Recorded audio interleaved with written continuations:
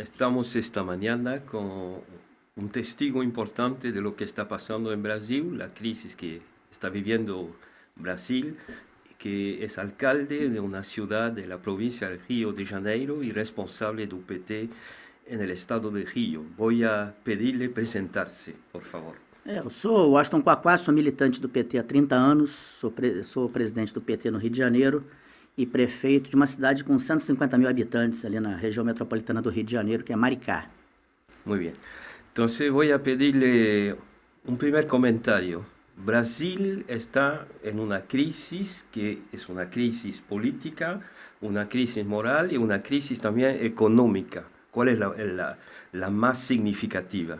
Eu acho que nós entramos nas últimas semanas numa crise institucional, uma crise grave. Mais do que uma crise política, econômica, é uma crise institucional. Os direitos e garantias individuais do Brasil estão sendo atropelados por uma mídia monopolizada por meia dúzia de grandes empresários e por uma casta do judiciário muito direitista e uma casta muito focada no setor da classe média alta. Então há, de fato, a partir da cidade do Paraná, do Juizado Federal do Paraná, em articulação com a mídia brasileira, uma mídia muito de direita, há, de fato, o atropelamento do Estado Democrático de Direito. As garantias individuais no Brasil não estão valendo mais, né? O presidente Lula e a presidenta Dilma teve seu sigilo telefônico grampeado ilegalmente, irregularmente, contra a lei, contra a Constituição. Isso foi vazado pela televisão, conversas pessoais, sem haver um processo, não há nada, não há prova nenhuma contra o presidente Lula. Então o Brasil vive hoje um estado de crise institucional muito grave. Todo empezó con el escándalo Petrobras. ¿Cómo se podría definir este asunto de Petrobras? A primeira vez que no Brasil algum político de grande envergadura e um grande empresário foi preso e investigado foram nos governos do PT. O presidente Lula deu autonomia à Polícia Federal, deu autonomia ao Ministério Público. Antes, no governo do Fernando Henrique, nos outros governos, todos esses escândalos eram arquivados. Não havia qualquer tipo de investigação contra a corrupção no Brasil. E a corrupção no Brasil vem desde o tempo em que os portugueses chegaram. Então a corrupção é endêmica, mas não só no Brasil, em qualquer lugar do mundo. A corrupção é um mal das sociedades como um todo. Mas especificamente no Brasil ela nunca foi combatida, só foi combatida nos nossos governos. E por incrível que pareça, a justiça muito de classe, muito marcadamente ideológica e de classe, muito de direita, a justiça resolveu taxar o PT como partido da corrupção. Isso é um fenômeno mundial, né? Antes éramos taxados de comunistas, de esquerdistas, agora somos taxados de corrupto. É uma ideologia que está sendo feita para criminalizar o PT e para criminalizar a esquerda no Brasil. Mas quem de fato, se você for analisar de fato, quem combateu a corrupção no Brasil foram os governos do PT. Me está dizendo que neste assunto de Petrobras hay potenciales culpables que son de otros partidos. Não, havia corrupção na Petrobras, dentro dos nossos governos, e foram investigados. Diga-se de passagem, nenhum dos diretores da Petrobras acusados de corrupção eram do PT. O presidente da Petrobras não está acusado de corrupção, que era do PT. O diretor de produção, o Estrela, que é uma figura que descobriu o pré-sal, saiu completamente ileso. Os diretores que foram pegos em corrupção eram diretores que estavam já no governo do Fernando Henrique, já eram diretores ou atuavam em cargos de direção na Petrobras e foram indicados por partidos da coalizão.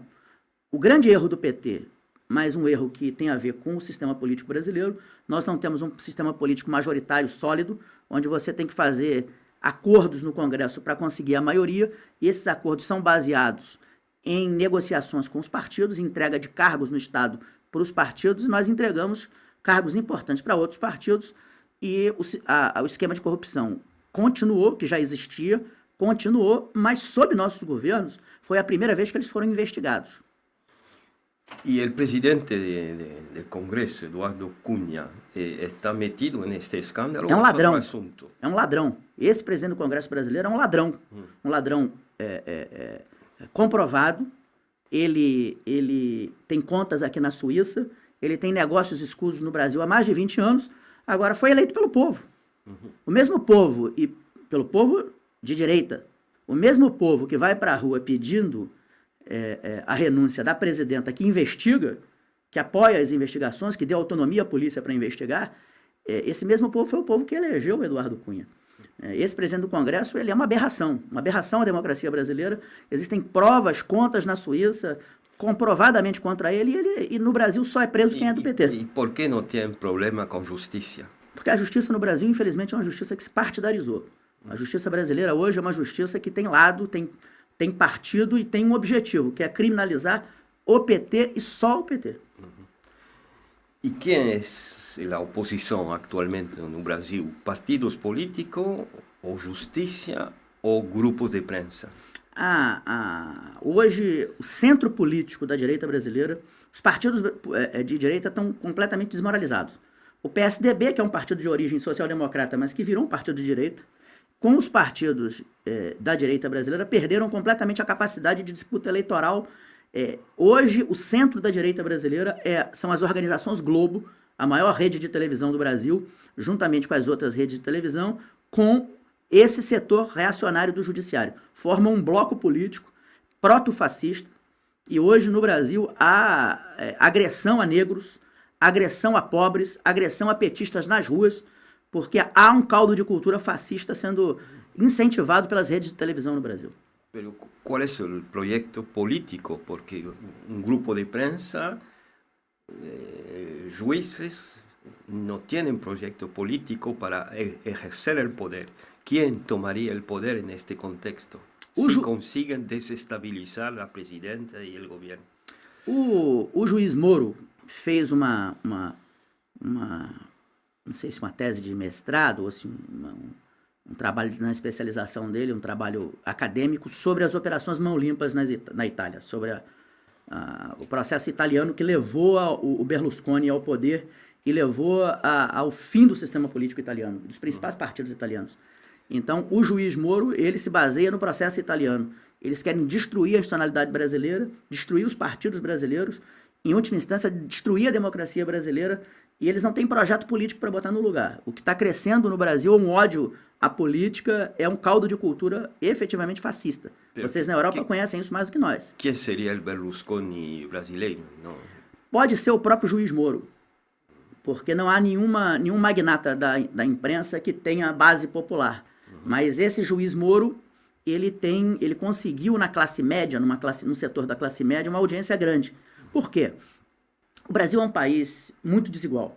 Nós temos uma tradição de escravidão muito forte.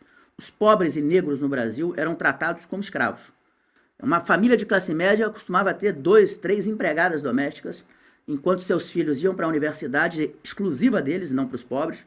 Os governos do PT, os governos do Lula e da Dilma, abriram as universidades para o pobre, melhoraram o salário mínimo, tiraram os pobres da miséria e tiraram da miséria quase 30 milhões de brasileiros e deram oportunidade de trabalho com carteira assinada, de escola, de universidade para 40 milhões de brasileiros. Então, esse mercado da escravidão doméstica, que possibilitava que a classe média tivesse tempo livre para estudar, enfim, para viver numa situação em que nenhuma classe média do mundo tem, isso acabou com os governos do PT. Então, criou um caldo de ódio nesse setor médio da sociedade muito grande contra o PT e contra os pobres. E qual é a estratégia, a resposta da esquerda e do PT para enfrentar esta crise? Infelizmente, nós estamos perdendo a disputa na sociedade, sobretudo no setor médio, que nós já perdemos. E nós optamos por uma aliança com partidos de direita no Congresso. Fizemos muitas mudanças no Brasil, mudanças significativas. Nenhum país do mundo, nem a Rússia, nem a China, nem aqui na Europa, conseguiu tirar 25 a 30 milhões de pessoas da miséria. No século XXI foi o maior processo de mudança social realizado no mundo, nós fizemos no Brasil. Mas, infelizmente, o PT não organizou o povo. O PT transformou um setor pobre da sociedade numa pretensa classe média, o que não era uma classe média. Então foi errado, o trabalho político do PT foi um trabalho errado, não organizou o povo para sustentar as mudanças. Nós estamos sendo derrotados, eu acho que há a possibilidade de virar, com a ida do Lula para o ministério, há a possibilidade da gente virar o jogo, mas é preciso reconstruir o trabalho político da esquerda por 6, 8, 10 anos, porque senão nós vamos sofrer novas derrotas. E o que pode passar nas próximas semanas, próximos meses?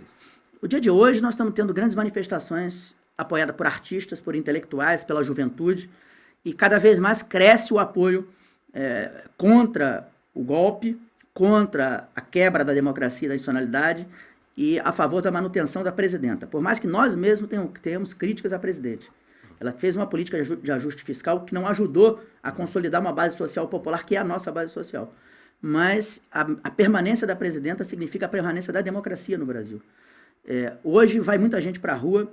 O presidente Lula, assumindo o governo, o governo ganha autoridade para conquistar, se não uma maioria, mas pelo menos a estabilidade no Congresso, e para conquistar os setores sociais que podem nos apoiar a continuidade do governo em uma política de mudança. Nós precisamos avançar com as políticas de mudanças. Os ricos não pagam imposto no Brasil. Os ricos não pagam imposto. Quem paga imposto são os pobres e a classe média. Nós precisamos taxar as riquezas para distribuir renda, distribuir riqueza e continuar fazendo um Brasil mais justo. É possível, mas a situação não é fácil no Brasil hoje. Bom, obrigado. Graças.